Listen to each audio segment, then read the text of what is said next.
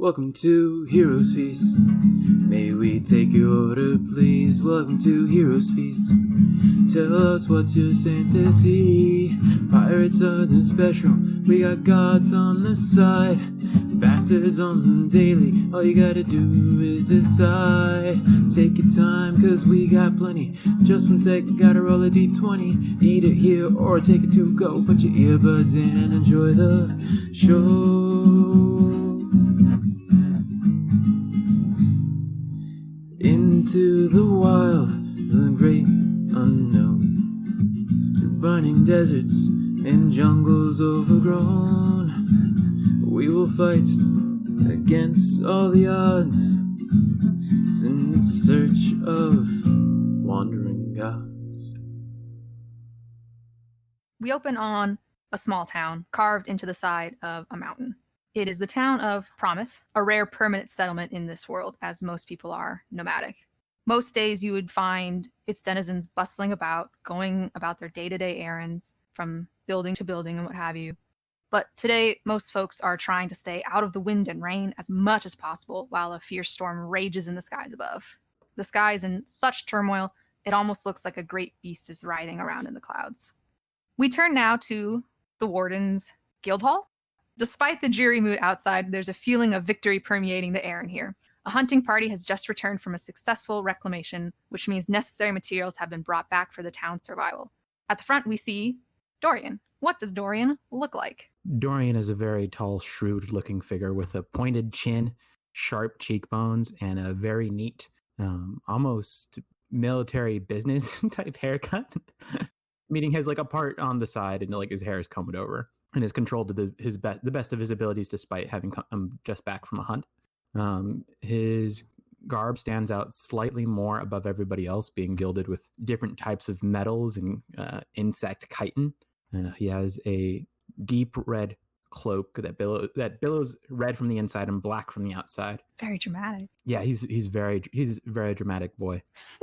And if you were to look closer, you would see like little designs very similar to like moth wings almost. And of course he is the Mothman. Very tall, like shiny black boots, and his ivory bow by his side, and a quiver of arrows on his back. Ivory, very fancy. How tall is he? Yeah, who's the tallest? Let's settle that now. Who's going to be the tallest one in this campaign? Very important. Very tall, actually. He's 5'9". How tall are you? He's 2 inches taller, actually. Hey guys, chill. 5'9" is tall. Okay. I am 5 foot, so anything taller than that is very tall to me. Don't worry. It's taller than me, so. Not taller than Anthony the Giant, though, so. Hello, I am 6 feet tall. I'm terrified to meet you in person someday. You're going to tower over me, and I'm just going to be like, oh, God. This giant man. Bow before me, mortal.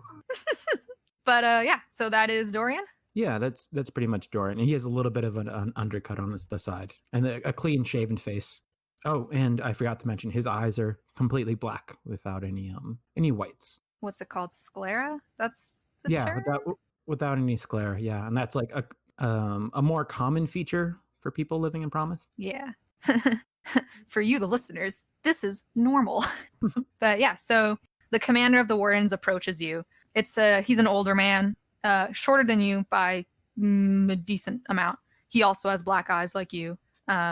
They're kind of stern, but you see them kind of crinkle as he walks towards you, and he claps you on the shoulder, and he just says, "Exemplary work as usual, Dorian. You'll be taking my place as commander before I know it. Hopefully the storm didn't provide too much of a delay." Oh, it wasn't any trouble at all, in fact. And yes, I do hope I'm taking your position sooner than you might imagine. He kind of just gives you a look, and he's like, "Oh, classic Dorian, all right." So what does Dorian do when he gets back from a hunt usually? Does he just kind of... I imagine he's not one to hang out and chill and laugh with everyone. No, he immediately... he's walking ahead of everybody with like long strides. So even though he's 5'9", his legs are like a majority of his body. Very long legs. 5 feet long legs. That's right. Torso. A 9-inch torso? What? So he's just striding past everybody and kind of doing his own thing. Once he speaks to the commander, he does a polite bow and Doesn't even glance back to his party behind him. Just keeps on in his business. And Dorian's been here for a while, so I imagine they're used to it. So there's not any like, oh wait, Dorian, hang on. They just kind of are like, there he goes. Okay, cool. We now shift scenes to a kind of lab-like looking room, so to speak. Lab-esque. Fantasy lab, you know. You can picture it, right? With like the vials and the bubbling, but like it's not techie. It's not like pristine chrome or anything like that. It's also rather quiet, save for, you know, the roar of the storm outside and some like faint bubbling you can hear from the vials. And we see someone standing amongst all those vials. Anthony, describe your character. Hello, I am Oitithreus, though for people outside of Seteska, where I am from, his name is Otis.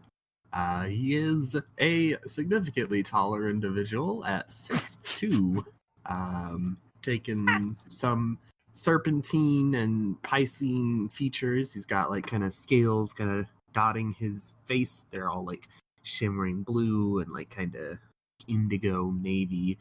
He's got frills on the side of his head, but he hides them in a hood because he's an outsider kind of in Promise. He works as Promise like head architect sort of person.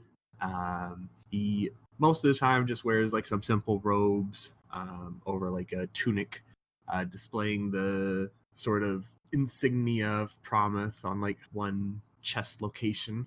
Otherwise, like he's a very Chest location.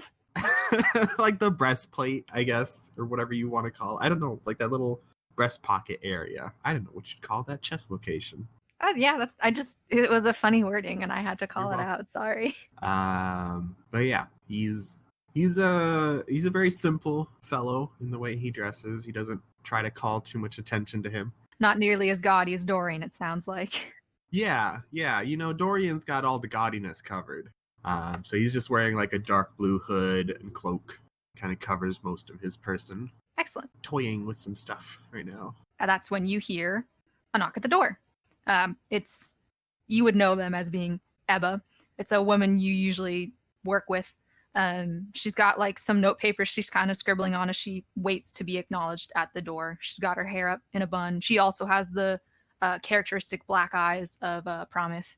And she's just kind of, she looks pretty tired. She's just kind of scribbling away, waiting for you to like do the come in kind of deal. Come in, Ebba. Hey, here's the report you asked for. And she hands you a stack of papers. And you hear kind of another rumble outside from the storm. And she kind of looks over and she's just like, so do these storms, do they like remind you of your home? Like, I know you're not from here, but is it kind of similar on the coast or no? Our storms are more affecting of the ocean. They don't affect the air as much. I love this. Are you the Irish one for this campaign then? Is that what's happening here? Excellent. Very good. Carlos is in, somebody has to be. Don't take that accent. It's the only one I can do. It's all I have. Okay. How do you spell Ebba's name? Ebba is going to be spelled E-B-B-A. Very basic. Ebba. How I figured. Yeah. But thank you for asking. You kind of see like this like slightly worried, slightly tense look kind of come over her face, and she just kind of asks, almost in a hush, even though for as far as you can tell, you two are the only one in the room, and she's just like, "Have the Viscounts stopped by?" Have the Viscounts stopped by? No. No, not yet. There's a rumor going around amongst everyone that they're powering up the weapon, and this weapon you would know, Otis, as you helped design it. Yes. Probably. Sorry. He probably didn't design like the weapon, but he designed like the structures like holding it. Okay, yeah. Because as far as I remember, we were saying he helped work with defensive weaponry, or did you want it to be more architecture now? He's like architecture and like defenses. Okay, so he might not be as knowledgeable of the defensive weapon then? Yeah. Like he'd know there's something exists that needs like a lot of like guarding and protection, but doesn't know like what it does. Okay. She kind of like leans over and like holds up a hand and she's like, Do you think they're gonna like actually launch it? Like what would they even launch it at? I'm not sure. I have my suspicions. Nice and ominous fairy in character from what I can tell so far. It's at that moment that you hear the town's emergency broadcast system crackle to life, which might be a tad concerning because it's not used all that frequently. It's mostly just for like, it can range from anything from a very severe emergency to like something as minor as someone's like house caught on fire or something, which you might assume is what's happening now, given you have a thunderstorm going on, perhaps lightning struck some building and it's on fire. God forbid it's like a landslide or something. I mean, you are a town on the side of a mountain and it is raining pretty heavily and has been for about the last 2 days or so. So it's not unheard of. But as you listen, you can hear the voice of one of the Viscounts, Vare, speak.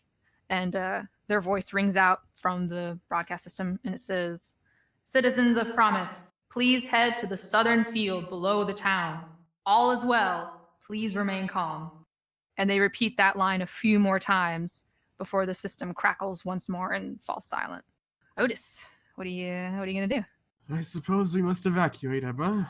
Oh yeah, I guess we should. Do you need me to grab anything? Or and she's kind of like gesturing at the various research stuff you have. He like looks around at the stuff and he's like, "Oh, it's probably just a fire." Probably. I imagine we'd smell the smoke if it was anywhere nearby too, so I guess your stuff will be fine. Yes. Let's hope so. All right. And y'all make your way out to the southern field below town. Dorian, what are you doing? As soon as Dorian hears the alarm, he immediately goes into like a commanding state where he's preparing all these things as fast as he can. Pretty much like his go bag, which is already kind of ready. Like he was just setting it down from coming on that hunting trip.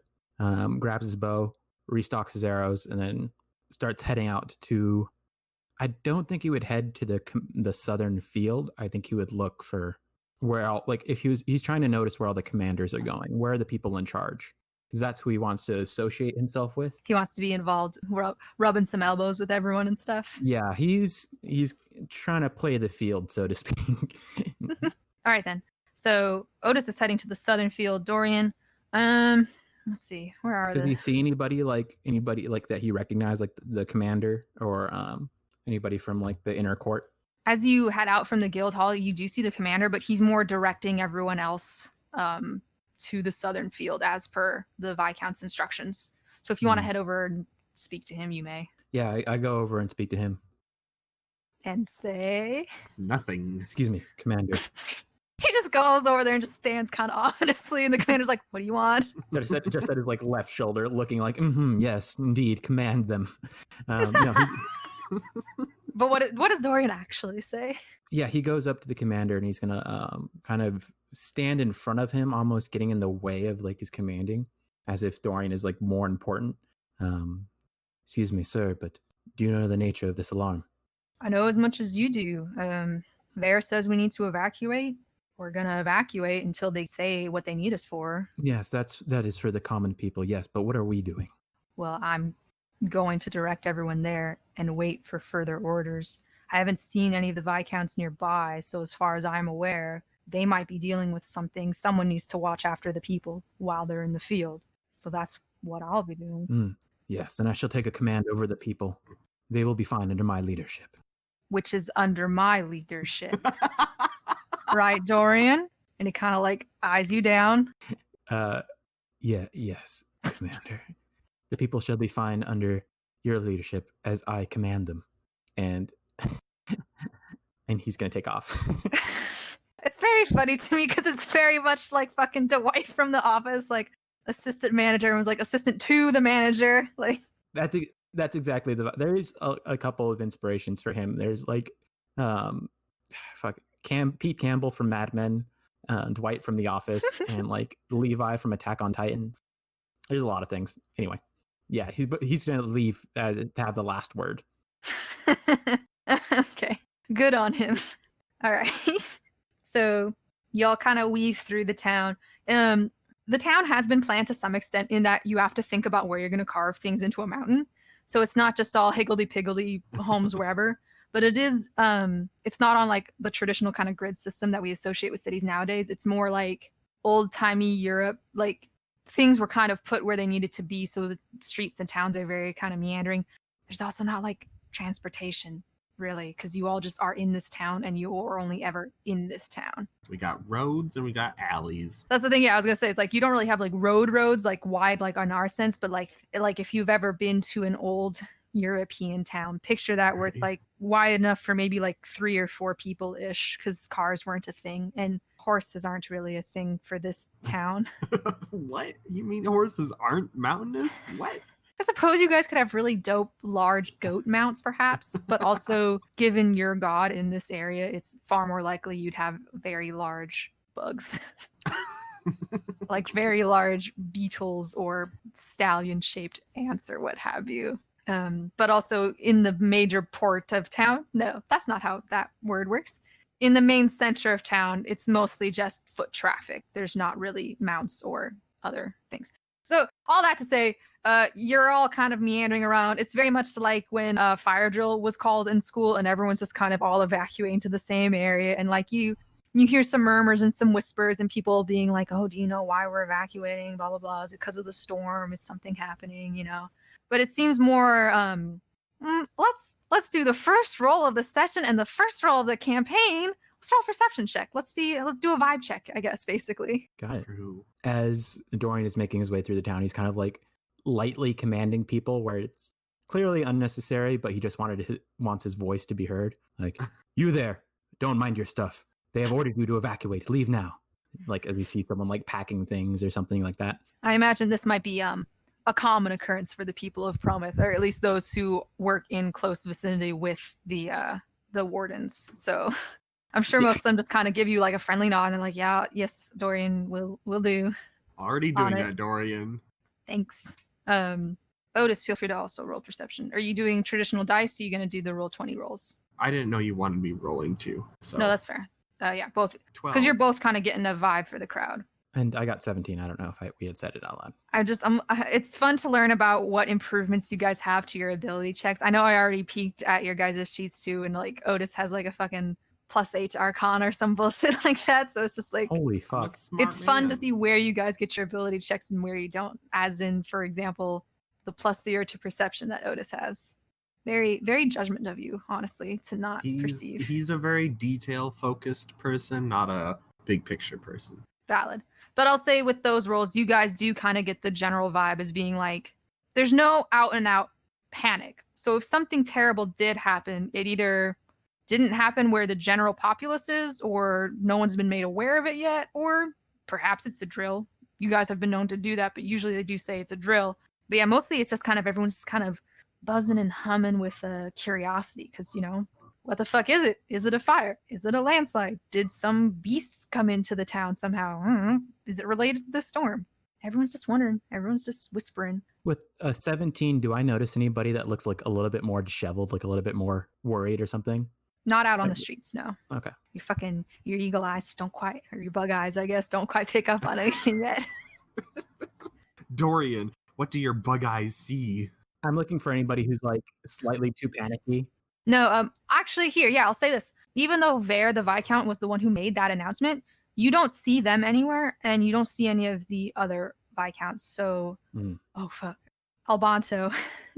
You don't see Albanto or any of the other Viscounts anywhere either. Which normally, if there was a severe panic, you would imagine they would be there also helping to direct traffic. So whether or not that's a good or bad thing, but you don't see any Viscounts or any other court officials around anywhere either. Okay. So everyone is kind of meandering and filtering their way through the town down to the southern field. Since your town is in the side of a mountain, it's mostly very rugged terrain. So the southern field is kind of a catch-all where it's like, sometimes it serves as the training ground. Sometimes there's like gardens on the edges of it. It's like kind of stables sometimes when you guys need to have mounts and whatnot. It's just kind of like, whatever there's not room for in town and whatever needs a level surface to function, it kind of just all goes down here. Hence why, when there's an emergency, everyone filters down to the southern field. So everyone's all kind of gathered there. It's basically the entire town. But everyone's kind of shivering and clustered together because it's still storming, unfortunately, and that really fucking sucks.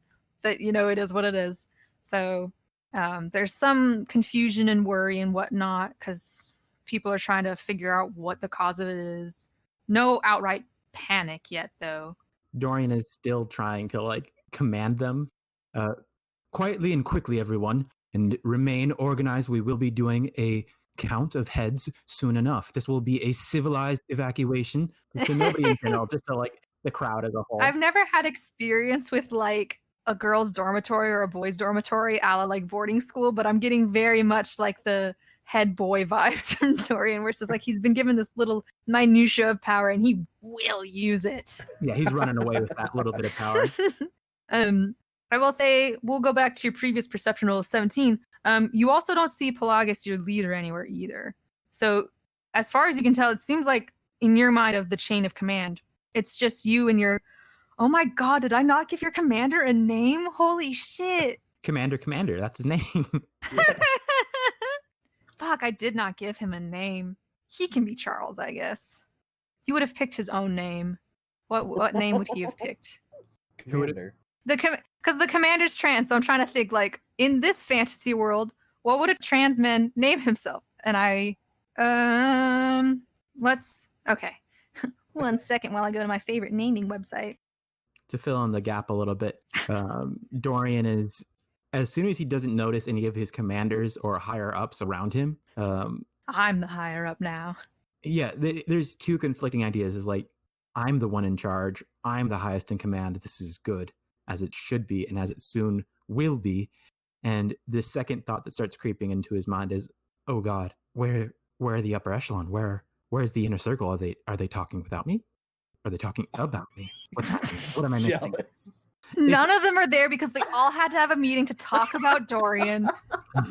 They're going to demote me. And they just pulled this elaborate plot. They're all jealous. Commander Endicott. That's his name. But yeah, Dorian's like both happy he's the highest in command and also very jealous that none of the others are around and they're probably talking about him. I mean, I get it. I have those anxieties where I'm like, oh God, they hate me. They're all talking about me. So I get it, but also it's hilarious. But yeah, so Otis, I imagine you're just kind of milling about doing whatever, like just kind of waiting. Yeah, he's not too worried about the whole situation. Because I forget, he falls pretty high on the social hierarchy of this town as well, right? But not high enough to really be behind the closed doors, so to speak, yeah? Yeah. Would you rank him beneath Dorian or above Dorian? This is very important. Dorian has to know. Above. Dorian is seeking you out. Oh, he's looking for you in the crowd. Good luck finding hooded figure in a cloak in a crowd of people when it's raining. I mean, it's pretty well known that you do work with Ebba, so if he can find either of you two, let's roll investigation, because you're more than... You can also like talk to your nearby comrade or what have you and be like, have you seen Otis anywhere? And they'll be like, yeah, he's over there. Because this is a small enough town that most everyone knows everyone, especially those in the higher levels of the social stratum, so to speak. God, I feel like this is just like the natural, like logistical way that he would go about thinking things is like, I'm the one in charge. I'm the highest in command. Am I the highest in command? Where are the highest in command? Are they talking about me? Who's the next one above me here? And he's like immediately like eyes darting across the field. Anxiety. Yeah, so with a 16, easy. You pick him out. Well, is Dorian one to ask for help, or would he just have been like walking around the crowd looking for him? He orders people for help. So he looks to somebody below him. You there? Have you seen Otis? Or what is your title? Do you have a title? Like Architect Otis, or? Let's go with like head architect. Have you seen the head architect? He doesn't refer you by Otis. He calls you head architect. Architect. And then like the first person doesn't like know anything, so he says useless, and he just like pushes him out of the way. Wow. Oof. Have you seen the head architect or his assistant? Yeah, I saw them over there, I think. And they like gesture over there. Right, and then he just moves past without even saying thank you and begins like not running but walking very quickly. Speed walking on his 5-foot-long legs. Yes. Yeah, so I hate that image. And I created it. This terrible, long, spindly bug legs. Here he comes. The stuff of nightmares. Like the thing is, it's not even like he's standing on like full. He's like got like this spider thing going on. Honestly, that kind of fits because he's supposed to be very Daddy like, Longlegs, am I right? that's right. That's what they call him in bed. No, it's too early in the episode. We can't have this kind of horny energy. I love it. But yeah, so Ebba kind of like shoulders Otis. What is Otis and Dorian's working relationship? I don't know. I don't think they really see each other as like a member of the Wardens. Otis probably doesn't even know of Dorian's existence. God, that's gonna hurt Otis or Dorian so much. Okay, well, I'll say Ebba, for your sake, Otis, Ebba is more plugged into the social workings. She could basically just like, you know, those scenes in the movies where they're like, oh, yes, hello. And then they turn and they're like, who was that? And they're like, that was so-and-so. And they're like, ah, yes, of course. So she kind of serves that role, I suppose. But she kind of like nudges you because she sees Dorian coming towards Otis first. And then she's like, it's Dorian. He's next in line for commander of the Wardens. He's walking this way. Oh, hello, Dorius. Excuse me, head architect. Was that a Dorius? Yeah, that was a Dorius. You see, like, Dorian's eyes just like flash with like both. It's not anger, but it's like deep shame and embarrassment. Dorian will remember that. Pops up in like a little side corner. Excuse me, head architect. My name is actually Dorian. Have you seen the upper echelon? What are the names of them again? You have Avalon? The named ones are Albanto Vare, the two Viscounts. There may or may not be other Viscounts, so if you want to create them right now, have at it. I don't have names for them. And then there's Pelagus, the leader. Pelagus? How are we pronouncing that? Pelagus. Pelagus. Pelican. Pelican. Have you seen any of the upper echelon? Pelagus, Albanto? Any of his Viscounts? I think I saw Albanto this morning. Oh, where was that? We were having brunch. Yes, but more recently, have you seen them at all? No. Why? No reason. All right then. And how are you? Is there anything I may do to serve you? I could use a chair. Right, and then it would be my honor to bring you a chair. And then Dorian's gonna whip his head around to find one of like his one of the wardens beneath him, as low as possible. The unpaid intern of the group, essentially.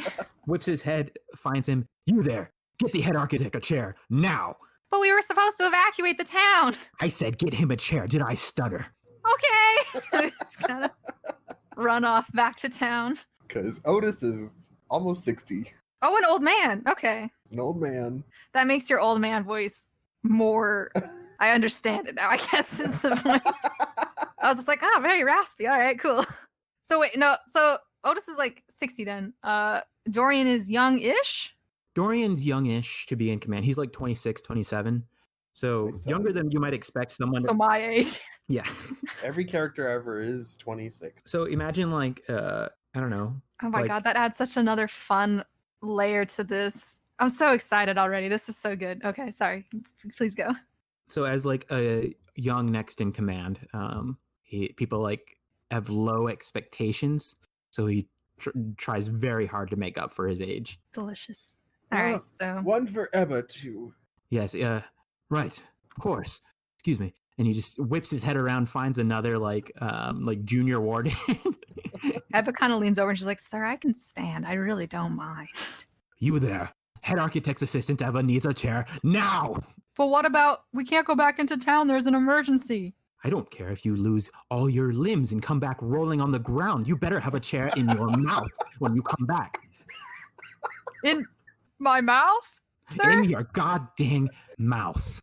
And if your mouth is burned shut or sewn together, by whatever it means, I want it between your ass. I don't care how you get it back here. It just needs to be here now. Just clenching on with your ass cheeks. Dummy thick. Emily probably pictured something serious, and we're here to fuck it up. That's Dorian how is it very goes. serious about this. He's like, I will chop off your limbs myself if you don't come back with a chair. I mean, it's a very serious premise, and I 100% expected it to turn into tomfooleries. I was ready for it, so I'm very thrilled. We're already there. 100% serious campaigns are boring as hell. You gotta have humor, you know? Some levity. But anyways, the warden just kind of like looks at you with the equivalent of like the expression of Jesus, but Jesus doesn't exist here, so I'm gonna have to think of something to work for that. But they're like, guys. Promise Okay. God. And that's true. Is he huh? older than me? Nah, he's like 20, like fresh out of fantasy high school, I guess. Warden Okay. Academy. I can't imagine there's really a lot of secondary education. No, this system has my ideal schooling system where elementary is for the basics and then middle school is teaching them about what careers are out there and then high school is apprenticeships because that's how I think schools should be run. And so that's how schools are run here because I'm the DM and I'm in charge. So he's fresh out of his mentorship to be a warden. Emily, the progressive DM. You best believe Also, it. I realized I didn't give Dorian a title. I want to give him Lance Corporal. Does that fit into this? Yeah, sure. I know I just went on a big tirade of how I'm in charge, but also like in regards to your guys' characters, you're in charge. So I like how Dorian's just yeah, sure. Whatever you That's want, just like- kid. because like the wardens are like kind of Carlos's thing. So like if he wants to be like suddenly like, oh, there's a sister branch and it's in this neighborhood, I just be like, yeah, for sure, yeah, go for it. Same with Otis and architecture shit, I guess. There definitely is like a Marines equivalent where it's just like, not Marines, but like a secret subcategory which works like fast elitist group, I guess. Fast elite. Secret police. Yeah, but he's not a member of Like that. the secret police terrorizing Portland right now. Exactly. Oh boy, Yay. we done did it. Yeah, so does Dorian stick around near them while waiting for the chairs to get back, or does he continue sheepdogging everyone? He keeps cheek dogging again, giving like unnecessary commands. I mean, some of them are necessary, but for the most part, they're pretty surface level. Like, you there, button your shirt. We are not wild animals. We're bug people, but we're not feral. Come on. Yeah. So If you're gonna take a shit, go to the woods, not in the middle of the field. God, what a heathen! Could you imagine? he's like, That's a bold move, surrounded by all your peers and friends. Like, yeah, I'm just gonna pop a squat right here. Anyways. Papa Squad. It's then that you guys hear an especially loud peal of thunder, louder than most that you've heard. And it goes on for a bit longer than you know, when you're like, this is going on a bit longer than I thought it would. It's doing that as it kind of shifts from thunder into a very fierce scream. You guys, understandably so, everyone turns to look for the source of the noise in the skies. Amid the dark clouds, you see these two blue orbs. Yeah, you might be picturing orbs like hand size. They're not. They're like if you like look up at a cloudy day and you see the sun, basically. It's like two blue orbs like that. immediate perception check as soon as he like sees that. Oh, yeah. Here's the shriek. Well, with your perceptive bug eyes, you can see this as, I mean, you're able to clock this immediately as the eyes of, and I know traditionally this is pronounced Roanoke, but to differentiate from that bullshit mystery thing, I am going to call it Roanoke. Just, it's a small difference, but just as a heads up, I'm not mispronouncing it. I'm pronouncing it how I want to pronounce it. Anyways, Yes, master. so you see the eyes of Roanoke, which you, Dorian, would probably be familiar with as you do traverse the grounds nearby the mountain. Roanoke is a nearby god with the ability to kind of generate storms, which unfortunately, it suddenly clicks while you guys have had about 2 to 3 days of just atrocious storms nearby because Roanoke was nearby. So unfortunately, it's almost like the scream of this bird is like a lightning strike amongst the gathered villagers. Not an actual lightning strike, by the way. They're totally fine. Ooh. Gotcha. But metaphorically, it's like a lightning strike lighting up a very dead tree as panic races through everyone. And you start to hear the conversations kind of rise in pitch, and there's a bit of a frenzy to it, and screams ring out as people point out to the very large bird god that is approaching you guys. So yeah, like Dorian knew about this. Most of the wardens knew about it. I imagine some of the townsfolk might have even been aware of it because given the tall vantage point you guys have on your mountain, you could easily look out and like see a storm in the distance, see the flap of this god's white wings as it like lit up from the lightning that it produced. So you've all been more or less aware of this god for a time, but it's never come this close. All right. Dorian's immediately going to go into like ranger guard mode, and he's going to think about one, the nearest cave entrance large enough to hold all these people, if there is one. Two, if there's not, he's going to order everybody to stay low to the ground as possible, stay away from the tallest trees, and 3, immediately begin ordering like junior wardens or wardens that are below him to do the same to make sure. I mean, given that he's second in command, I would assume all the wardens are beneath him, save for the commander. He still calls them junior wardens. Just to really drive home the point that he's above them. Yes. But yeah, he's looking to, it's still his job to like, part of it is to protect people. Are there any caves nearby?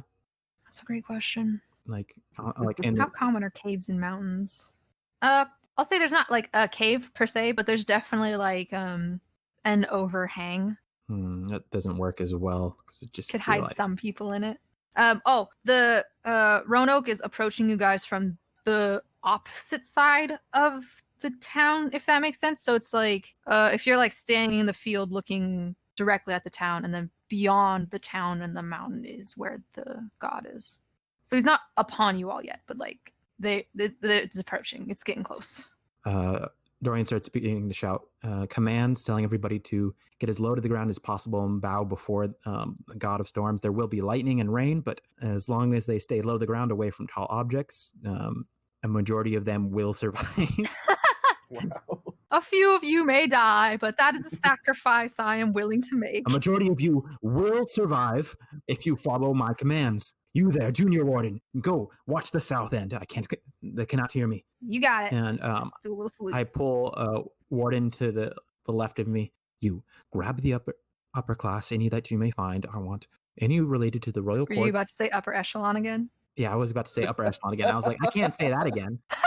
Well, you said that like 3 times. Grab any leaders, commanders, or nobility, and take them to the overhang to the north. Or what end would it be? Like north, east, southwest? You said north, so let's go with north. Take them to the north overhang. That should protect them a little bit further. Okay. And be discreet. Oh, okay. You can like see like their eyes are a little wide with panic, but they try to like be like, yes, like sober up. That's not the right term. They try to look more composed and confident than they are, but they huddle off. Actually, they just go to Otis, who is nearby you. No, you walked away. Oh yeah, I was still standing by Otis. Okay, yeah. Well, they start with Otis then, and they're like, "Follow me, sir." Sure. And they head towards the overhang. Come on, Ebba. All right. She just kind of follows along, and she's like, "We don't need those chairs anymore, by the way. So when you see your guys, I think we're good on chairs, maybe." No, they're gonna bring you those chairs, or I'm gonna throw them off the mountain. All right, Dorian. This just kind of follows along behind Otis. I'll be along shortly, and then Dorian's like pretty much issuing more commands, making sure everybody's getting as low to the ground as possible, like throwing their cloaks over their backs to like, because I imagine people have like brown cloaks or things like that are more earth toned. Yeah, I mean, there's a couple fancy garbs here and there, but it's mostly muted colors. Actually, what would be the historical fantasy for this town? Let's see. I'm going to say sunset tones are very common. So like reds and purples and whatnot are the most common colors people try to recreate because you guys, that's like the prettiest thing you guys can see on this mountain is sunsets and sunrises. So there's not as many greens and blues, which might make you stand out all the more, Otis, since I imagine that is your color scheme more or less as a fishman, kind of, sort of. Yeah. He's got like navy blue and like pearl white colors. Oh, so he could kind of vibe with the color scheme here. All right. But given that it was a kind of indoor rainy day and this is like kind of an emergency drill, I'm going to assume people didn't come out with their finest, so to speak. So yes, all of that to say, yeah. I've got to put on my makeup. Ooh. Gotta look my best when the town's evacuating. You know how it'd be. Dorian definitely has a little bit of makeup on. Just like... Eyeliner's a very good look. Yeah, he definitely has like eyeliner on. Very nice. And concealer. He has like a drawn on beauty mark somewhere. He gets like a pimple and he's like, unacceptable! How dare you betray me, Skin? Goes to the lead scientist. I need your strongest acid now. I will burn you off. Burn it I off. don't care if it scars. But yeah, so all that to say is, yeah, mostly everyone's wearing kind of like muted colors, browns and blacks and grays and what have you, because it's like the rain cloaks. I don't know if that's a thing or not. Yeah. But yeah, so it takes a bit, but everyone eventually kind of lies down. Over at the very important people overhang, it's just Otis and Ebba and then like a few other heads of state. I greet them. Yeah. Like heads of households and like Utmost dignity. Yeah. Yeah, like a semi-prominent people who have a say in the day-to-day and how it's run, so to speak. The upper echelon, if you the middle echelon. Yeah, it's more like the middle echelon, I guess you could call it. It's not because you might notice once everyone's rounded up, still no sign of any Viscounts. Pelagus is still nowhere to be found. And you actually notice too a lot of the archivists and the archivists who kind of work on the histories of the region and what have you, and some of the defense force. Yeah, the defense force. Some key figures that would normally be here under normal circumstances are not here, and that might strike you the wrong way. Dorian is definitely, he's like making his way through the crowd, like not a direct route to the nobility, just like making sure everybody's following orders and then beginning to make his way to the upper echelon to like protect. I said upper echelon again. God damn it. Making his way to the rich people section, making sure to protect them. I mean, you can call him upper echelon. That's fine. Get that word in as much as you can. You might not be using it much in a moment. Dorian's got to sound as smart as possible. That's right. But real Carlos isn't as smart as possible, so I don't know what to do. Just really quick, pull up a thesaurus and be like, quick, echelon, what is it? The upper hierarchy. That's what I'm typing right now. I spelled synonym incorrectly in looking for Snionym. As long as you didn't spell it cinnamon, then you're fine. Cinnamon of echelon. Cinnamon with an S. Spell check really comes in clutch sometimes because I'm like, I'll just fuck, it's close enough. Like, it was so fascinating when I was teaching the kids and they would like try to type things perfectly every time. I was like, you don't need to do that because like Google knows what you mean. It understands. That's why it's got that little, did you mean? And I'm like, yes, I did, Google. I'm illiterate. You know that. So Dorian, once you arrive there, you don't see Commander Endicott anywhere. They're out and about. He's still kind of out there keeping an eye on everyone, making sure everyone's safe, doing okay, trying to keep panic to a minimum because you're one of the less, your town, your village doesn't really deal with gods that much. Right. So while there is protocols in place, it is extremely nerve-wracking. I imagine there hasn't been a god that came near this close in a while. Otis, how long have you been in this town since you're 60 years old? 60-ish? Probably about like 30 years. All right, so yeah, I'll say definitely not in Otis's memory has a god come this close. So this is how you say concerning. In the mental map that we have crafted right now, is the overhang under the town or across from the town? I imagine it was like across from the town. Like maybe they had to descend like a little like trail on the side of the mountain to get there. Yeah. But Yeah. All right. Perfect. not too crazy far. In that case, I need you both to roll perception. Come on, boo guys. Oh, rough. Yeah, so even with your +4, a 9 doesn't quite cut it. But Otis, with your old fish eyes, I'm used to rain in my eyes. you see a beam of light and energy shoot out, probably very close to where you recall doing a lot of work on the aforementioned weapon that Eba talked about. Eba. Forgot my own character's name. But yeah, the beam just goes pew, launches right out, hits Roanoke. So you see that. And then, even with your low perception roll, Dorian, you feel this.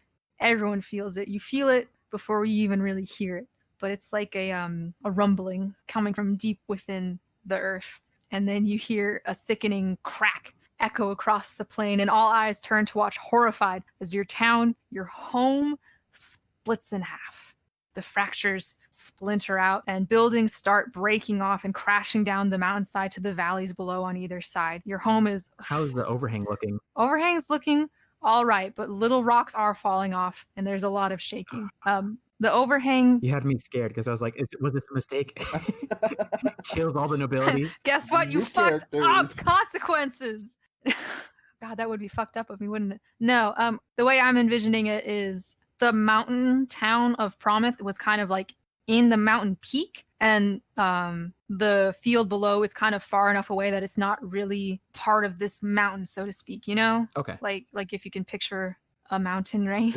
We were a distance away. Yeah. Okay.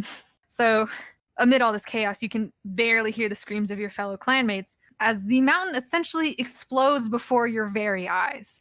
And unfortunately, due to the cause of this explosion, a very large chunk of mortar and stone is hurtling towards you all gathered in the field below. What are you going to do? Fuck. Okay.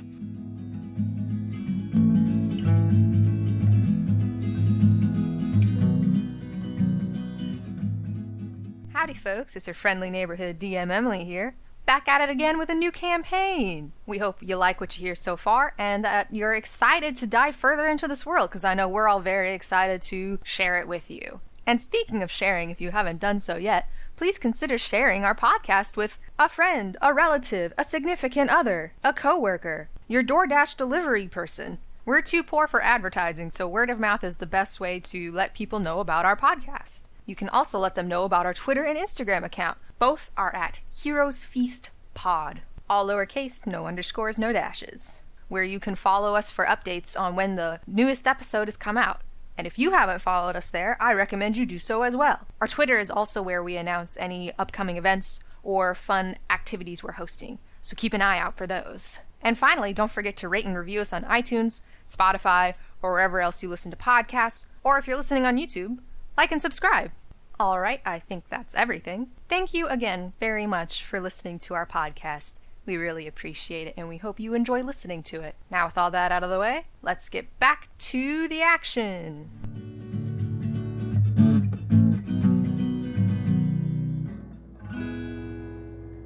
Like, how big is it? Let's see. What's a deathly size of something? Of stone, I don't think you need a whole lot. That's fair. One of you roll a d4, and if it's a 1 or 2, we'll say it's like a sedan size ish, and then if it's a 3 to 4, it will be a what's it called? The truck, but like the travel trucks. What are they called? The semi truck. Yeah, semi truck. It'll be semi truck size. Neither is good, but one's a little bit better. I'll roll high, so you roll. Yeah. Cool. So it's just the size of a sedan, and it's hurtling towards y'all. All right, I'm gonna use my. Can I use my natural explorer? Is this because I want to make a intelligence check related to what would be the safest place that I could take everybody in a very quick amount of time? So I'm like, is mountains your favored terrain? I guess it'd be more jungle, like outskirts. Non-UA ranger. Yeah. All right. I'll just make a regular wisdom check, I guess. No. What is it? Would that be nature? Well, I'm trying to think of like where can I get everybody in time? I'll like tell them to go. We can just do straight wisdom or intelligence. Let's do wisdom. Okay. 12. Okay. And I'm immediately thinking of the nobility. I'll worry about the rest of the people secondly. Fuck the common rabble. That's right. I'm very excited to force Dorian into a character arc where he becomes communist. So down with the bourgeoisie. Yeah, man, it's guillotine o'clock. Let's bust it out. Yeah, so it is unfortunately on a direct path. So you're in your mind's eye, I guess you're able to tell at its speed and trajectory, it will probably roll through the meadow, hypothetically crushing anyone in its path, and would eventually slam into the overhang where everyone is hiding and just stop there. Okay. Do I have time to tell anybody to move? You do, because while I could have done this whole event on a timer and really caused a lot of stress, I didn't want to do that. Okay. But just know I could have. These tools are at my disposal. So, like, what's the shape of this thing? Let's say it's literally sedan shape. So, like, not so far as to have wheels, but it's like a rectangle with a smaller rectangle on top of it. Vaguely car shape, but you don't know what a car is. So to you, it's not car shape. It's just rock. And when it lands, it's going to roll into us. So now I'm going to say it's kind of rounded so it can roll a bit. Does that help things? Okay. And is it like, what's the like ground situation where we're standing? Grass. It's more dirt than rock because it's like essentially the way you could kind of picture it is like years of runoff from the mountain nearby has pooled up a lot of like gravel and dirt and whatnot, so it's allowed for some plant life to grow. So it's kind of like a nice little field below your mountain where you guys were using it as an outdoor rec room essentially. So there is earth to manipulate. Otis is with me under the overhang, right? Yeah. Okay. You guys will be the last to get smacked by this essentially. How much time do we have left for this rock? I'm going to let you guys have indefinite time on this one just because I don't want to be too cruel right off the bat. Well, no, like how long until like the rock is barreling into people? 10 seconds? How long do you normally need to cast things? An action is 6 seconds. Or like a single round is 6 seconds and people take their action in that 6 seconds. Okay. We got We got one action, basically, Carlos. An action and a bonus action. Make I don't know them how count. fast rocks tumble down mountain sides. I I don't imagine know. pretty fast. I think, honestly, that's reasonable. Right. Yes, Well, 10 I'm not going to seconds. build like a little like trough or something then. That seems like a bad idea. Was that going to be your plan? Like, it'll get stuck in here and then it can't continue That was rolling. my original plan, but I'm like, okay, so we got like 6 seconds. I could make a 5-foot cube. Let's not do that. I'm just gonna. Is Otis the nearest one to me? He can be for the sake of ease. Sure. I grab him by the shirt and begin like moving to a safer location. We need to move now. And realizing that I can only grab like No. 1 or 2 people. Grab other people. I can protect myself. Ebba's like kind of following along. She's like, guys, come on, we gotta move. And you actually can see out in the crowd, because Commander Endicott stayed out there, he's telling everyone like, move, and everyone's like getting up. They all just like had just laid down past tense. Oh, that's right. They were all laying down. No. Oh, So it takes everyone a couple seconds to stand up. Everyone was already kind of, I'll say about half the people had stood up anyways, just because by nature of your town fucking exploding before your very eyes, it's a little traumatic and people were Wait. kind of standing up. How close is it to us?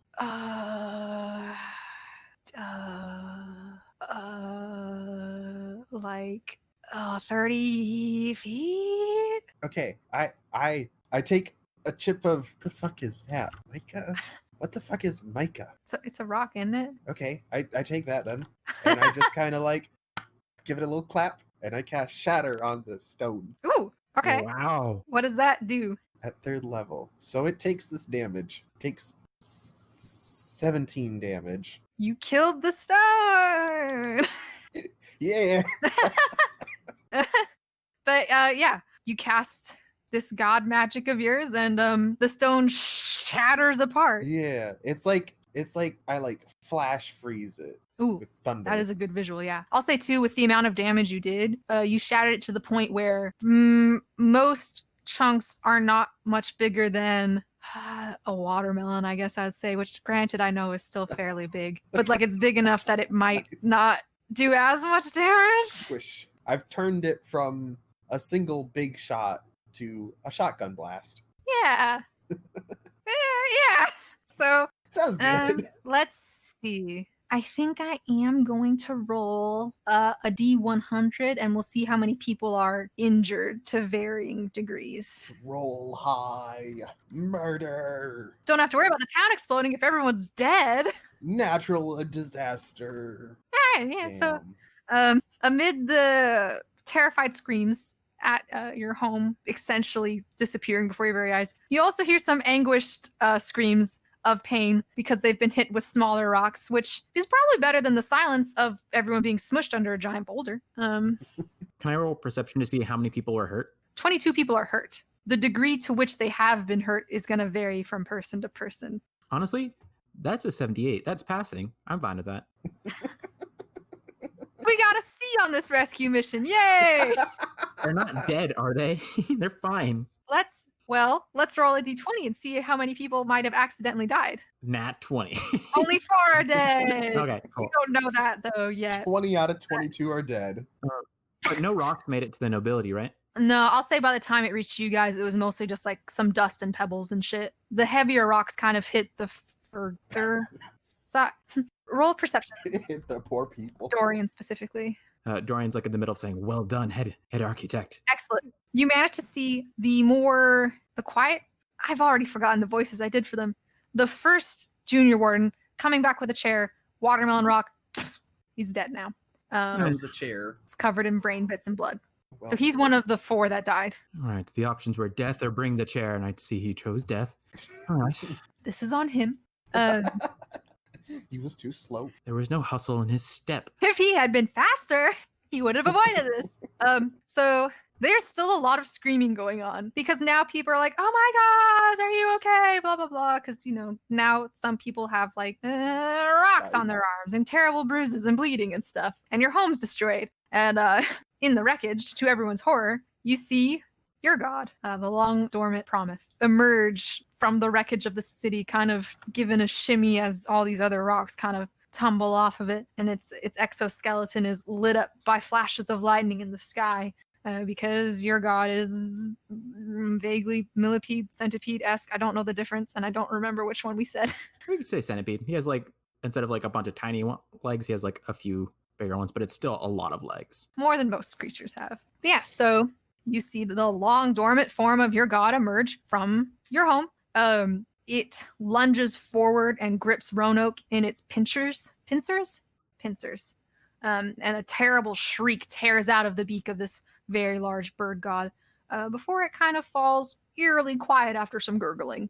Prometh releases it. Its body tumbles down the mountain range amidst all the other debris falling from the mountain. Prometh steps over its carcass and descends the mountainside. And your god has abandoned you all. And moments pass for a bit, feels a bit like years, and it's eerily silent in the field before it erupts with even more terrible screaming, and people are like absolutely losing their goddamn minds. It is absolute chaos. There is no semblance of order anymore after all of Dorian's hard work. There are some people running around the field, some that are like trying to tend to the wounded, some that are trying to move rocks, some are like trying to like go after the god. There's like tears and screaming and blood everywhere. It is, how you say, a shit show. Dorian has to shake himself off before he goes to grabs as many Warden Juniors as he can. You three, or how many Junior Wardens is he able to find? Well, there's one less now. That's true. Let's see. Roll a d6. We'll see how many you can find nearby. Rip. You find one. It's the other one with the chair. Yeah, it's the other one. He finally came back with the chair, and he's like, "What is going on, sir?" Good, you brought the chair. Now set the chair down nicely. There you go. Now I want you to hunt down anybody trying to run away from our strict evacuation orders to remain in the field and bring them back. Kill them. No mercy, Run. Dead or alive. Well, maybe not dead quite yet. We already have lost a few numbers. That won't look good on my records. Yes, bring them back alive. We've lost people? What? Oh, okay. And I point to those, like the people running away towards the god or just running away in general. I said, bring them back now. You got it, sir. And off he goes. Ebba's just kind of quietly crying next to you guys, so that's what she's up to. And all the other high-ish people, everyone's panicking. You hear a lot of screams too of like, where are the Viscounts? Where's Pelagus? What's going on? Kind of a deal. Dorian looks over the nobility and says, as Lance Corporal of the Wardens of Prometh, I order you to stay in this location until further notice, until more information is gathered. I will return to provide further assistance, but for now, remain here. And he's going to go off to look for the commander. Ebba, dear. Yeah. Let us follow the Dorian. Let us follow the Dorian. She just kind of nods her head wordlessly and starts like walking along. You were not hurt, correct? No. No. And she kind of like looks herself over. She's like, I think I'm fine. Good. Are you? I am fine. It's like secretly bleeding out. He wouldn't tell anyone. It's fine. Dude, Otis can take some hits. He's a durable old man. Oh, that makes the visual of the beefy wizard even funnier because he's just like fucking Boomy from Avatar and he's just like secretly old shredded man. Hate that. Anyways, so you guys are able to follow Dorian. You find Commander Endicott.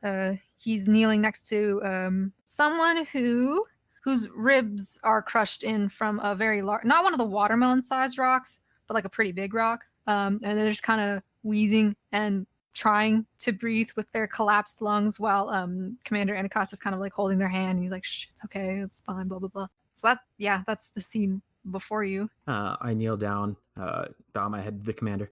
Commander, sir, what is our orders? Should we track down the Viscounts, Pelaga? What do we do? If they were in the town, that they're gone. I don't think there's any way they could have survived that. We might be without our leader, without our Viscounts. I don't think anything could survive that. Surely, as members of the court, the wardens in times of need should take control. Yes? Dorian just rubbing his little grubby hands together like, my time. Who else will establish order? Surely it could be us. I suppose an emergency council could be put in place with the other heads of state. And he kind of becomes aware of you, Otis, standing behind Dorian. He's like, oh, okay, good. There's Otis. What? Fuck. told you to. He like begins to shout commands, but he like realizes that he ranks above him, and he's like, yes, Otis. Hello. Didn't see you there. What's up? In the middle of like licking his lips, like the wardens should be the ones in charge now, right? But yeah, so the commander just kind of like sighs, and the person he was kneeling next to is dead now, so he kind of sets their hand down, and he stands up and he just kind of rubs a hand over his face, and he just says, we gotta calm people down first. We gotta calm people down. We can't have everyone running about. We have to figure out the wounded, the dead. I've already sent my best man on it to return people who've tried to flee. I will gather more and see what I can do about that. I will gather them myself. I was gonna say best man doesn't sound very encouraging. Best First men, person he maybe. found. Best man. But yeah, Endicott just kind of nods. He's like, yes, I'll try and gather up everyone as well. Otis, you're head of architecture, yes? Yes. Yeah. I do believe I'm a bit below you, though. That doesn't matter right now. If you could gather up the other heads of state, and we can, I suppose, hold a meeting to figure out what we're going to do. He just kind of shrugs and starts wandering off. Not wandering off aimlessly, but like with a purpose, because he's about to like help the wounded to the best of his ability and whatnot. So yes, Dorian, you're going off to try and find more junior wardens. Yes. And Otis, what are you gonna do? I imagine Otis has a pretty good recollection of the structure of the city, yes? Yeah, I imagine if you did not build most of it, you are familiar enough with its layout to have a pretty good mental map of the town. Yeah. Would he know or possibly have access to, like, the emergency broadcast system? Assuming it was not completely destroyed, yes, but your town literally doesn't exist anymore. That's right. So had it still been there, perhaps he could have. Well...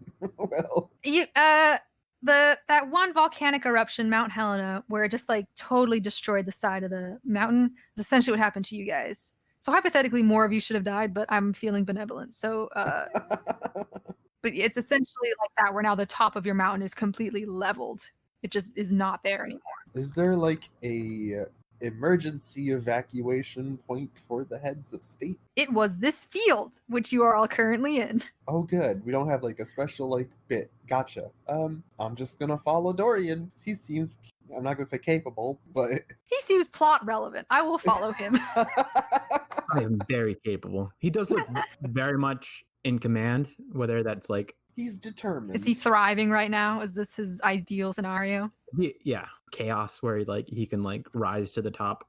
I will say this: he was a little disappointed to see the commander alive still. Oof. Oof.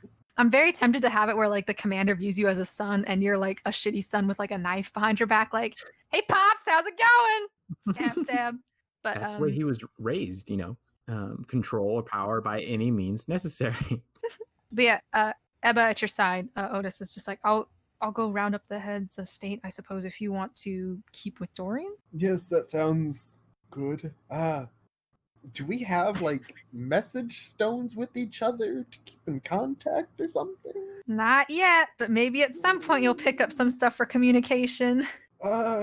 Meet me. Everyone's in this field, basically, so you don't really run the risk of losing anyone, essentially. Okay, I will tell her to meet up at a key location. We can just do the overhang again. Yeah. I'm beginning to gather up as many wardens as I can find again. Let's roll a D12 this time. Ooh, nice. So now you've gathered up quite a decent squad of 11 wardens of varying ranks and whatnot. I organize them in a group in front of me. I tell 5 of them to be in searching for people who ran towards the god or just ran away in general and bring them back to the crowd. I ordered 3 of them to help the injured, and the remaining, I think that's the remaining 4, I will have them begin setting up a sort of command tent. I imagine that's something that they might have had in their bags since we just came back from a hunt. And if they were like me, they would have grabbed them before they left. Yeah, we'll say each of the wardens, it's just kind of instinct when you leave to take your go bag with you. So I'll say all the wardens have their shit with them. Yeah. So, and then the command tent is built out of tarps that could make smaller tents. So it's just it's one big tent now. Yeah. Yeah. So yeah, they all kind of give you the warden salute, whatever that may be. I'm not about to try and describe it. It's a middle finger. No. Fuck you. But yeah, so they all They have their orders. They go about and they do their business. Otis is right behind you while you do this, I guess. Yep. Yeah. It's just a smart humanoid Hogebark. Otis, what do you know of Roanoke? Good question. What do I know of Roanoke? Roll history or arcana, nature? They're all 8 for me, so. Okay. Except nature, but every other intelligence. I'll say either arcana or history. Pick your poison. I'll go for arcana, and I will spend a scholarship dice on Can I roll history as well? Dorian is also thinking about 32. Holy fuck. Fuck me. That was a 19. Oh my god. Okay, hang on.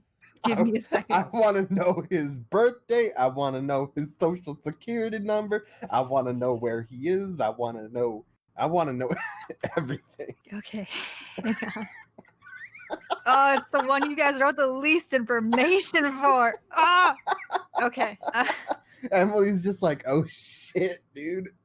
I was thinking about this a lot as going into this episode about that one recorded session we had for Wagon Age that never aired, where you attacked the tunnel, and I was just like, I'm never prepared for the weird things Anthony does, because that was that one time where I took literally 5 minutes to recalibrate or something like that, trying to think about what would happen. So you're just keeping in theme with that, apparently, of just forcing me to think about things in my campaign. You're welcome. But okay, Dorian, you know the basics, being that Roanoke is called the Thunder Crier because it doesn't summon them per se, but as you know of all gods in the area and all gods you're familiar with, they just kind of have this presence to them, this kind of aura about them that influences magics to some extent and also sometimes has effects on the natural world around them. In this case for Roanoke, it was creating thunderstorms around it as it traveled the skies. It was, because it's dead now, a kind of white vulture-esque looking bird. Obviously much bigger than a normal vulture, as is common for gods of this area. It was more like the size of, a plane, I guess. There aren't really animals that are big enough to describe, but this was a fucking massive, almost alien-looking vulture with electric blue eyes and rows of bioluminescent feathers going down its spine, culminating in a very dramatic tail strings. I don't know what you'd call it. Certain birds. Tail feathers. Shit. The trailing ones. Yeah, there's a type of bird where it's a long string and then has a little puff at the end. That's what Roanoke looked like, but it was electric blue. Electric blue and white is its color scheme, but being vulture-esque in the face and whatnot.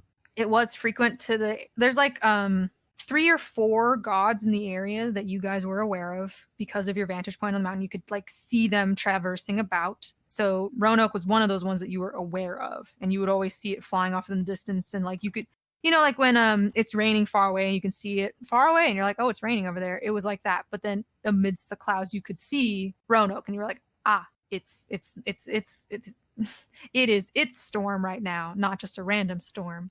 But again, yeah, it had never drawn this close before, close enough that it would cause concern. The fact that it had been storming here for about 2 to 3 days makes you wonder, for how long. It must have been circling you guys that whole time, which is concerning, and might explain why your god, who had been dormant for quite a long time, much further than any recorded history you guys might have had. No, that doesn't make sense. Otherwise, you wouldn't know that the god was there. Centuries? Since the town's inception, the god has been dormant, however long that was. As far as you are aware, there's no clan that was associated with Roanoke, which is usually harder for clans to become tethered to aerial gods like this because they fly and they're big and they go really fast. And it wasn't a dormant god like your god, which makes it super easy to tether to it because it's not going anywhere. It's just sleeping under a mountainside. What the fuck else would you know with a fucking 32? It's the avian god of storms. Probably not a good god given that it was about to attack you. Oh, can I shrug? Can I ask something for Otis? Something that he might know? Yeah. What feasible magic items could be made from the components of Roanoke? Well, Otis would be able to tell you if I might inhabit the body of Otis for a moment. The spirit of the prime god is possessing me. I have a vision. It's coming to me. But given Roanoke's proclivity for thunder and lightning and stuff, it's a lot of thunder and lightning based magic, and also some sort of wind elements to it would be the natural magical aura that its body parts would produce, essentially. Dorian thinks about it for a little bit. How far is the dead body? It's like where the town was, right? No, it kind of tumbled down the mountainside. Oh, so it's pretty far down. Let's see. There are, how did I picture this in my head? There are jungles to the west of your mountain range, as it were, and then there's a desert to the east of your mountain ranges. Roll a d4. 1 to 2 will be the jungle side, is where the body tumbled, and then 3 to 4 it'll be on the desert side where it tumbled. What did I just? So it's on the What side is it on? desert side. Okay. You rolled a d4, yeah. So it tumbled onto the desert side of the mountain range. So you can't see it anymore because you guys are very high up, and it's still kind of cloudy. The storm hasn't. Hang on. The minute Roanoke died, the storm dispersed, actually. So you can kind of see it. It's very dusty down there because it's a desert and because a bunch of rocks, essentially an avalanche happened. So it's a little unclear, but you kind of can catch a glimpse of the white feathers down way down below. Okay. Dorian's clocking its location. How many people would be needed to retrieve, resources from it? Because that's just like second nature when you're out like hunting for things. For the one. I mean, essentially one man could go down and pick some stuff up, but like if you wanted to do like a heavy kind of skinning kind of thing, or it might take the whole Guildhall if you wanted to do it in a tidy enough fashion before something else stumbled upon it. Dorian's also thinking that he wants to go down first alone, just to get like special stuff just for me. Yeah, to get like, I don't know, like smaller feathers to like, notch his arrows with. That'd be cool. Just simple things. He's thinking about it. Yeah. But yeah, okay. So that's what all Otis spills out after I ask him what he knows about Roanoke. Yeah. Yeah. Yes. That's it. And it's way too far down to get back within like, an hour. What is a reasonable speed at which someone can descend a mountain with not very well kept trails? I think he might be able to descend pretty rapidly with like a rope and like rappel down the mountainside. Yeah, but That's I don't what know it's how called, quickly right? he'd be able to get back up. I wish I did more things in life so I had a better understanding of how they could function. I don't go up mountains very often, so I don't know. Because I'm picturing like an extreme, not like an old mountain range, but like a new mountain range, like the what's the ones near here? Rocky Mountains. It's like very severe and sharp, right? No, yeah, it is the Rocky Mountains. Yeah, Okay. so like those kinds of ones. Okay, so it would be So pretty very difficult. tall, very severe. Okay. Yes. In that case, Like you guys found a one little area that kind of vibed, and you just like were like, this is it. And there's not like I imagine the only trails going out of town are only maintained because the wardens use it to leave to find various. Do we have a snappy term for god parts? Because I don't like saying god parts. components, resources. The god parts. God components, god resources, uh, the god bits. Anyways. I'll look up some words right now. So, it would Dorian could probably get down there pretty quick. I want to say it would take a day, I guess, to get down there, clear out the rubble, find what parts you wanted to, make sure they weren't super damaged. Essentially, this large bird's windpipe has been crushed by Promuth's pincers. Pinch. So, that might pose a challenge. It's also a desert, so it's hot and dry and nasty, and then you'd have to get back up the mountain while carrying all of the bits and baubles you might have carved off. I think a day is a fair, maybe 8 hours max. Okay, so Ish. maybe that'll be for later. In the meantime, Dorian's just gonna help sort out all the people, I guess, commanding them like to, stay in order, help yourself before you help others in need, I guess. Face mask for you first. Yeah, exactly. Like that whole energy, telling the nobility to return, going with that's what he does. He's going with Otis to bring back the nobility, I guess, after having commanded the wardens to do the rest. Well, it's actually convenient that you're going back to the nobility, because it's around that time where Ebba kind of approaches you two with a gaggle of important people, I guess, behind her, and she's like, they've come up with a plan. I don't like it, but it's the best we can do. And she kind of like steps back, and Commander Endicott steps forward, and he says, we've come to a decision, and I apologize profusely, but we need you to track down Prometh. You need to detain it or lead it back, or just as long as you can make contact with it and send word back to us. And then we can either dispatch a party to it and help you in your endeavor to bring it back, or move there. I suppose we might have to become one of those nomadic groups who follows their god, but we have to do something. People do not survive long in this world without being tethered to a god. Right. You can see that Dorian is like welling up with pride and ambition. Have no fear. We'll return with information and word on the Prometh's location. In hindsight, picking a 60-year-old man for this mission probably isn't a great strategy, He's but oops. fast. Maybe human ages are a little bit longer. I don't know. He's got an 18 in dexterity. He's not just some old weak fart. All right. Do we have any ideas on how we might control him, bring him back? That should have been something I considered. How fast was Prometh moving, by the way, when it left? Like at a decent clip. If you squinted, you could maybe see its little scuttling body in the distance, but it's moving fast-ish. It's not that it's moving fast, it's just because it's big, it travels long stretches of land quite quickly. So, like, in the time it's taken for it to get there, how far would a horse have gotten, theoretically? Actually, I forgot you guys talked for a really long time. I'm going to say you can't see it anymore. How far? You can see 60 miles to the horizon. Goddamn, trying to picture distances sure is challenging. I'm going to see you can faintly see it in the distance, and it would probably be about 2 days ride. You want us to chase something that quickly? You don't need to chase it, but at least track it. We can't lose our god unless you want to risk trying to tether one of the other gods. I mean, there's that one in the desert with the flames for feet. We could try with that one if you want, but I can't imagine that would go well. I believe the phrase goes, the devil you know is safer than the devil you don't. Yes, but do we really know Prometh? I have gone over the old tomes. He is a god of sleep and rest. Don't think he will be awake for long. Is that correct? Is that right, Emily? I mean, that's what you wrote, homie. So yeah, I guess, yeah, I like that. Yeah, that makes it a lot easier for you guys if it's not wandering the world for forever. If it just sleeps somewhere. We have a chance to catch up to it. Yeah. I think that's what we wrote. It's like a god of like death and decay. So like it's a cyclical god. So yeah, it makes sense that it would. Because technically, in a way, it's almost like it's been awoken up before it was wanting. Like, this wasn't its natural awaken from dormancy. It was awoken, so to speak. Okay. Not that you guys know that. That's just a tasty tidbit for the non-player characters. But yeah, so I imagine its instinct is to want to go to sleep.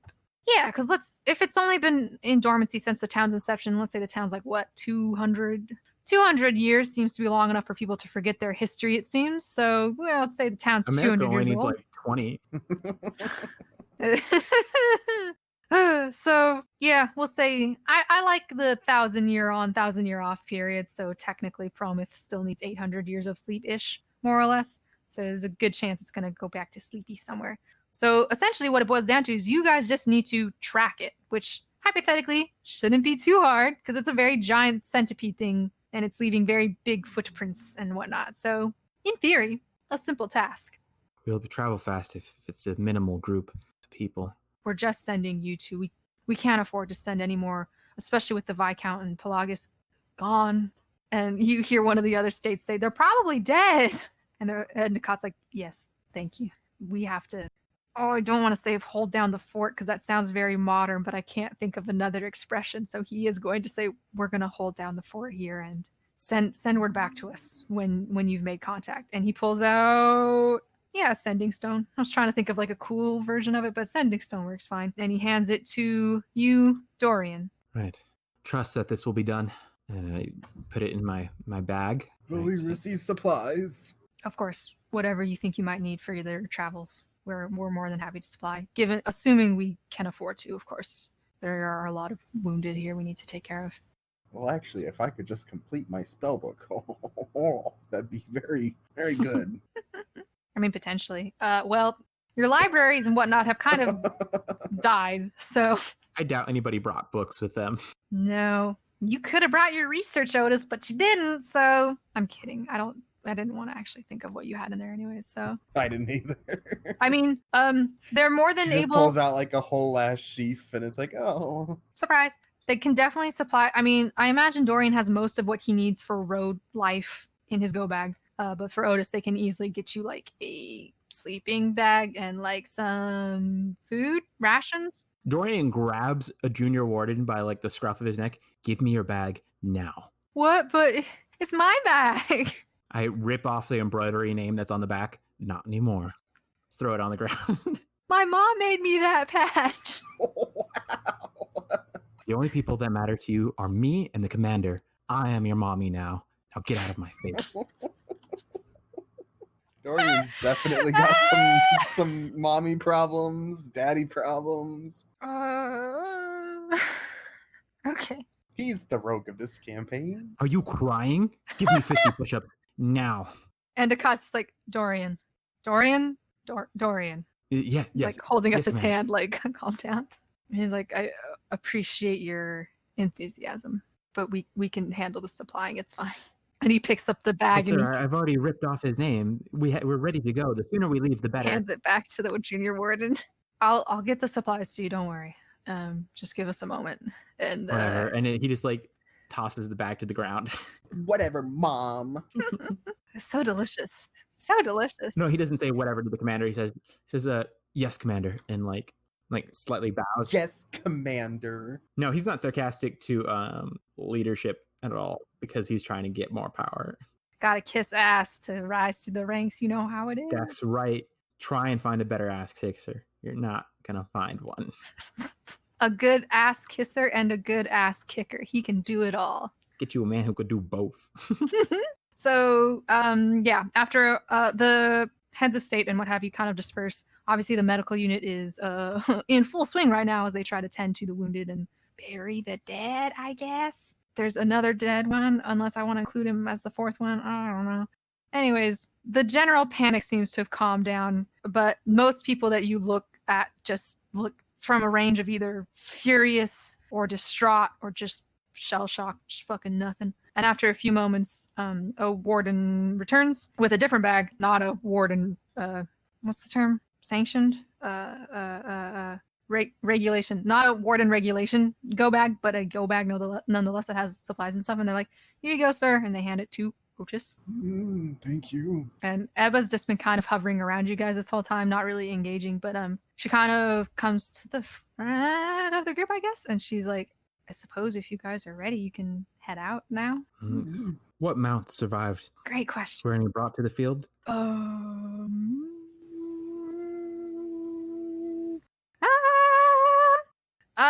Roll a D20, and if it is higher than 15, I will say the mounts are still around and you can use them. Here we go, baby. Otherwise, they ran off or got killed or what have you. You know, it's been a traumatic time.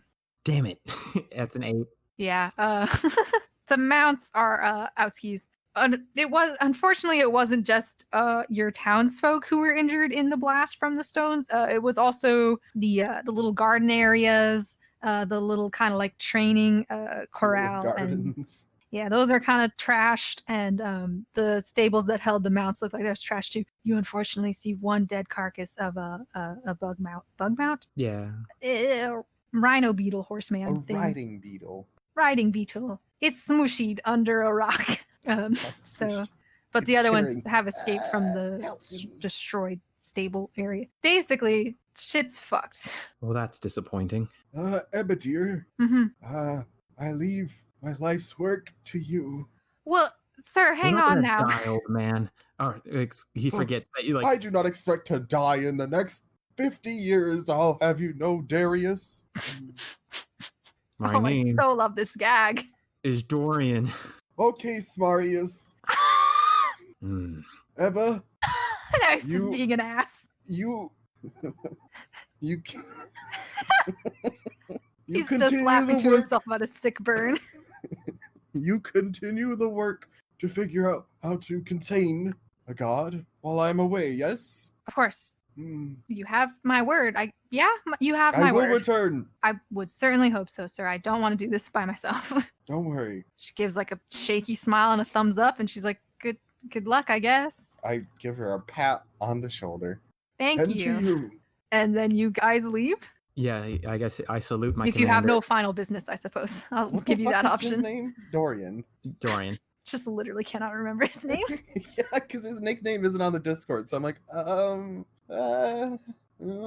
mean, honestly, it's kind of Darius? funny if you fuck it up Darius? for a while. Daniel. Daniel. Shout out to my dad, whose name is Daniel. Yeah, so Did Promuth take off in the same direction as Roanoke fell? no, I'm going to say Promuth went into the jungle, so you get to choose. Oh, good. The jungle. No, I guess it's straight into the jungle. Fuck. Do we want to go to shitty area 1 or shitty area 2? Are you sure? There might be some cool loot. That's an entire day. As much as Dorian is thirsty for that good loot, I feel like that'd be such a long. Well, how long would it take to once we get down the mountain? How long would it take to go around back towards the jungle, or is it like does the mountain like cut through? And we'd have to go back up the mountain, down the mountain, and get to the jungle. Are we on like a whole ass mountain range, or is this like a lonely mountain situation? Lonely mountains don't really exist as far as I'm aware, so it is a mountain True. range. Oh fuck, we got like the whole. Dude, Emily, you like actually did the like rain shadow effect. I did. Good on you. Yay! I did some research. Wait, what happened? Okay, so basically mountains block like moisture. So oftentimes on like one side of a mountain you'll have like very like verdant Oh, green fuck. land. Yeah, I'm But back then in on the elementary opposite school side it's looking like at a that desert. poster. Yeah. That's crazy. Sometimes I think about things. So like the ocean is theoretically probably on the jungle side. So my vote I vote we go to the jungle. It is no sense traveling up and down and up and down. Yes, of course we would go through the jungle. It makes no sense to go to retrieve the goods from, not the goods, I need the goods, you see? get the goods. Yeah, let's go to the jungle. Brilliant. And we'll call that end of chapter 1. You did it. That's our new end theme by Anthony. It's right. You're welcome. Cool. So, Carlos, I'm taking your job, bud. Got it. Take it. It's yours.